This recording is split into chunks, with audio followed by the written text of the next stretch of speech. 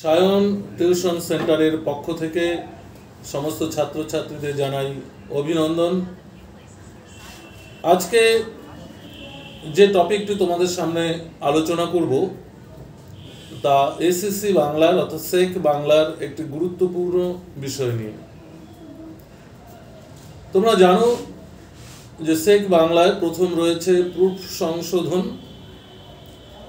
ইতিমধ্যেই প্রুফ সংশোধনের আমরা অলরেডি একটা ভিডিও দিয়েছি। আজকে আলোচনা করব আমরা সাক্ষাৎকার, যাকে আমরা ইংরেজিতে বলি ইন্টারভিউ। এই সাক্ষাৎকার বা ইন্টারভিউ বলতে আমরা কি বুঝি? সাক্ষাৎকার বা ইন্টারভিউ কাকে বলে? সাক্ষাৎকার বা ইন্টারভিউ হলো একটি তথ্য উপস্থাপনমূলক একটি উল্লেখযোগ্য পদ্ধতি,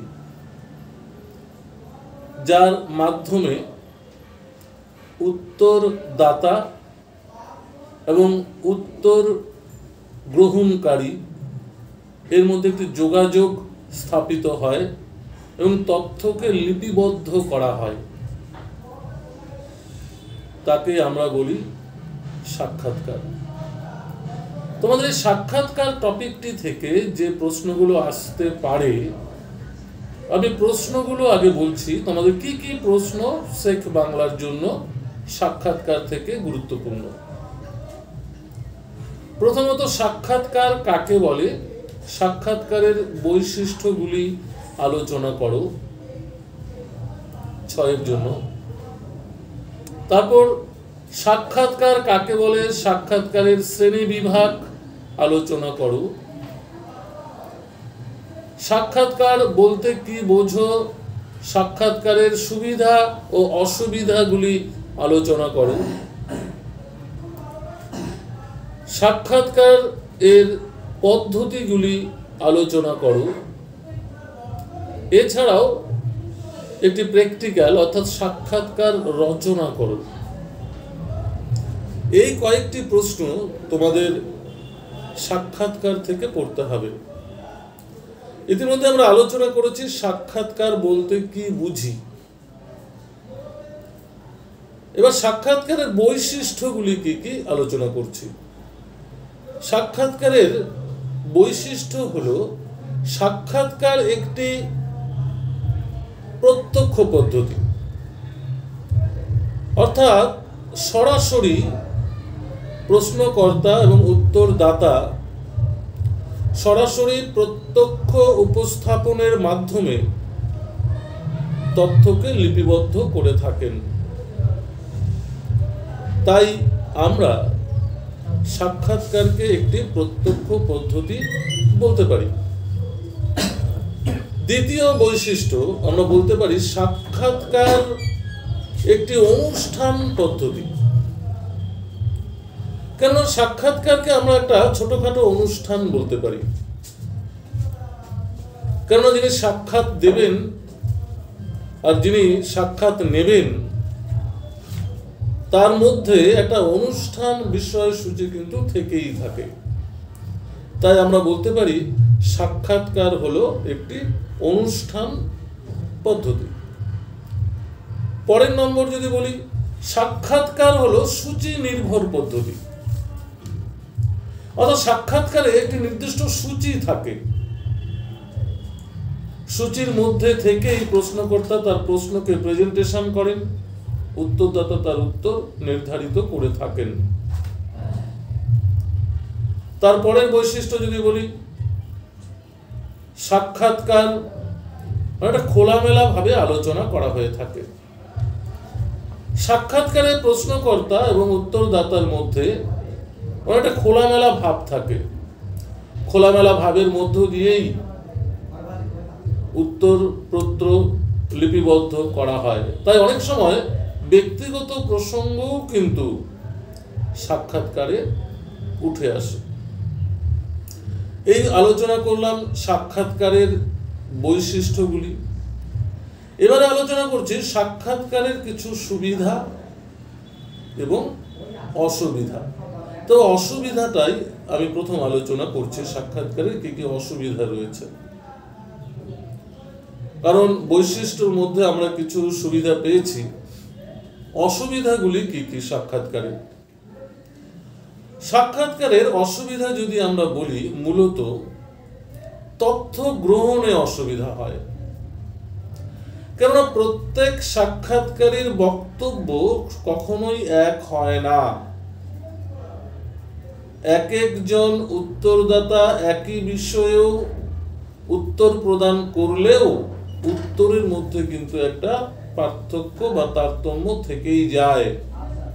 তাই যিনি উত্তর পত্রকে লিপিবদ্ধ করেন তার ক্ষেত্রে কিন্তু একটা সমস্যা থেকেই যায়। কেননা এই সাক্ষাৎকার পদ্ধতি কিন্তু সর্বজনীন পদ্ধতি নয়। সাক্ষাৎকার অত্যন্ত ব্যয়বহুল একটি সিস্টেম বা পদ্ধতি। কেননা সাক্ষাৎকারে মোটামুটি একটা ভালো অর্থ ব্যয় হয়ে থাকে। কেননা উত্তরদাতা নির্ধারণ, গণমাধ্যমের প্রয়োজনীয় উপাদান সংগ্রহ, নানান ঘটনা পর্যায়ক্রমে সাক্ষাৎকারের কিন্তু একটি ব্যয়বহুলতা রয়েছে। তারপর সাক্ষাৎকারের অসুবিধা হলো এটি একটি যথেষ্ট ঝামেলাপূর্ণ। সাক্ষাৎকার যে টপিকটি রয়েছে এখানে কিন্তু অনেকটাই ঝামেলাপূর্ণ প্রসঙ্গ কিন্তু এসে থাকে। এবারে আলোচনা করছি সাক্ষাৎকারের শ্রেণী বিভাগ। আমরা সাক্ষাৎকারকে মূলত দুভাগে ভাগ করতে পারি,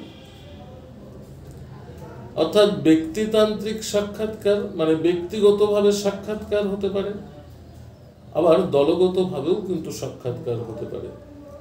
ব্যক্তিগতভাবে বলতে যখন একজন ব্যক্তিকে সরাসরি যখন আমরা সাক্ষাৎকার গ্রহণ করি সেক্ষেত্রে হচ্ছে ব্যক্তিগত সাক্ষাৎকার। আর যদি আমরা দলগতভাবে সাক্ষাৎ পদ্ধতি গ্রহণ করি তাহলে সেক্ষেত্রে হলো দলগত সাক্ষাৎকার। তাহলে সাক্ষাৎকারকে আমরা দুভাগে ভাগ করতে পারি। তবে সাক্ষাৎকারের বিভিন্ন পদ্ধতি রয়েছে।